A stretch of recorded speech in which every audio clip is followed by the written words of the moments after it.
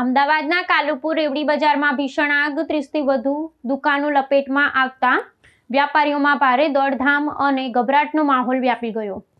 અમદાવાદના કાલુપુર વિસ્તારમાં આવેલા સુપ્રસિદ્ધ વ્યાપારી મથક રેવડી બજારમાં આજે બપોરના સમયે એક ભીષણ અગ્નિકાંડ સર્જાયો હતો. જોતજોતામાં આગની જ્વાળાઓએ વિકરાળ સ્વરૂપ ધારણ કરી લેતા સમગ્ર વિસ્તારમાં અફરાતફરી અને ગભરાટનો માહોલ વ્યાપી ગયો હતો. આ દુર્ઘટનામાં 30થી વધુ દુકાનો અને વ્યાપારી એકમો આગની લપેટમાં આવી ગયા હોવાના પ્રાથમિક અહેવાલો પ્રાપ્ત થયા છે, જેને પગલે વ્યાપારીઓમાં ભારે ચિંતા પ્રસરી છે.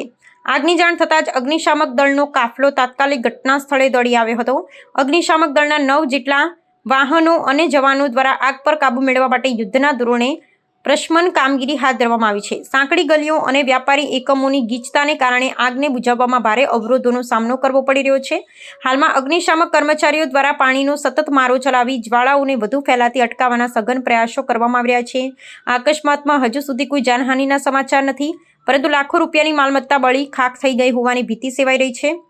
આગ લાગવાનું સચોટ કારણ હજુ સુધી જાણી શકાયું નથી, પરંતુ પ્રાથમિક અનુમાન મુજબ વીજ પ્રવાહમાં સર્જાયેલા ટૂંકા પરિપથને કારણે આ દુર્ઘટના સર્જાઈ હોઈ શકે છે. વહીવટીતંત્ર દ્વારા આગ સંપૂર્ણપણે બુઝાય બાદ નુકસાનીનો અંદાજ મેળવવા અને આગ લાગવાના કારણોની ઊંડી તપાસ કરવા માટેની તજવીજ હાથ ધરવામાં આવશે.